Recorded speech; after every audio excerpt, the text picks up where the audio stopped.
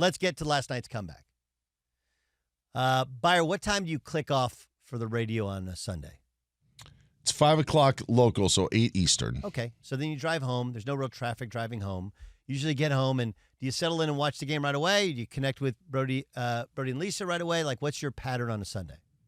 I get home, I brought food home, and then I brought the game up on my phone because Brody was watching something on TV. Right. Okay. Was there ever a point where you're like, okay, I'm good. Now I got to get ready for tomorrow. I got to go to bed, or did you watch the entire thing? No, I watched the entire thing. It's one of the advantages you have on being the West Coast because you don't have to, game ends at like 8:30-ish or something. So I was on the West Coast, okay? I was out at a bar and restaurant, and literally 5 minutes to go, they were down, 15 points? Right? It was like 40-25.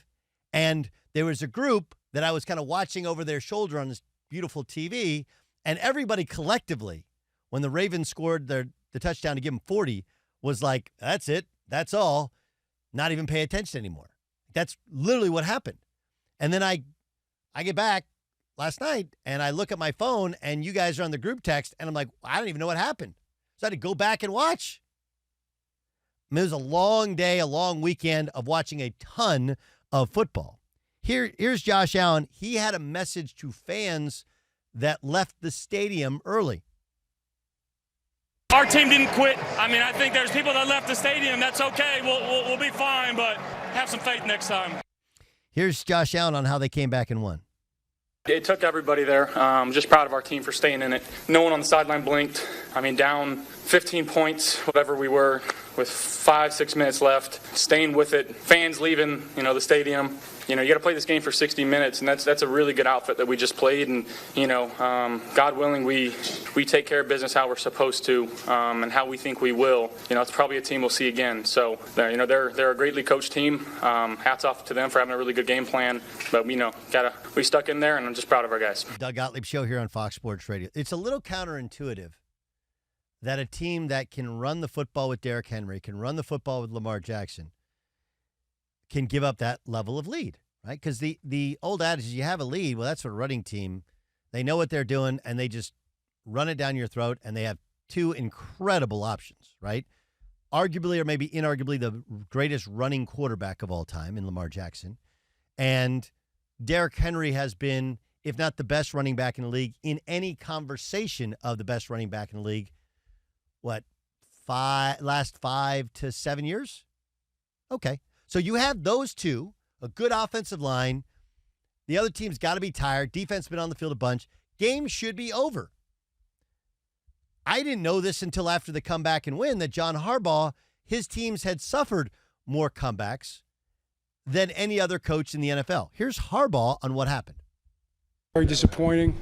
We're just going to have to regroup and get ready to go play a long season. We got 16 games in front of us. Good football team, tough environment. Obviously, we did many good things, but we didn't play well at the end. Two big situations. The fourth down play.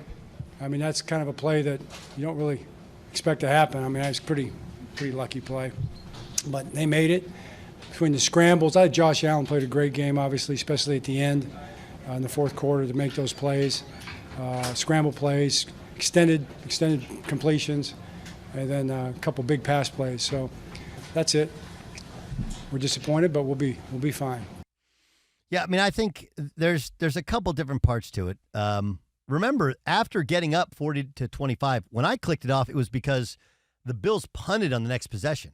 5 plays and they punted. Hey, but then it was the Ravens who ran the ball, twice in a row, then had a penalty, okay, then threw the ball, and then had to punt it again. But what leads to every comeback in baseball? Every comeback in baseball feels the same. Leadoff walk, right? Every comeback in basketball, hey, feels the same. Like couple of threes and a couple of turnovers, a couple of empty possessions, and some momentum plays. In football, a turnover, especially a fumble, is almost always what leads to these comebacks. And of all guys, it's a Derrick Henry, a running back, who He's a big, old, strong dude. The last thing you'd expect him to fumble, and he did. Here's Derrick Henry on the fumble. Well, first of all, I got to take care of the ball. Told my teammates after the game, put the boss on me. I own it like a man. We emphasized taking care of the ball since we got back. It's a big emphasis, especially in our room at running back, taking care of the football, keeping it high and tight.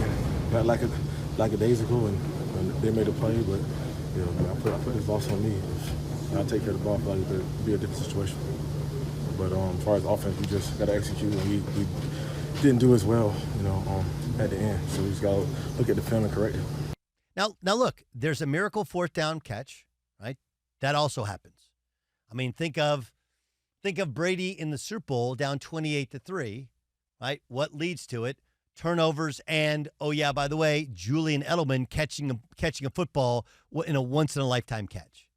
So there's how you come back, who the players are, that changes. What's almost always the same is turnover,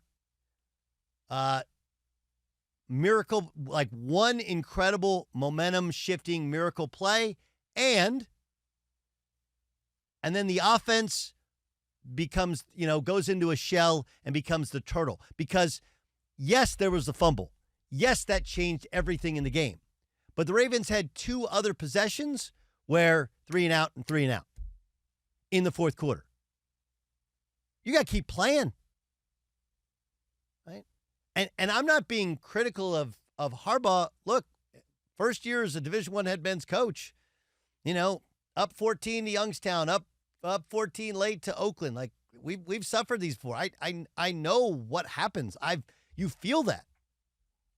And the NFL, it's almost always a turnover, usually a fumble, a miracle play, and then your offense just gets so conservative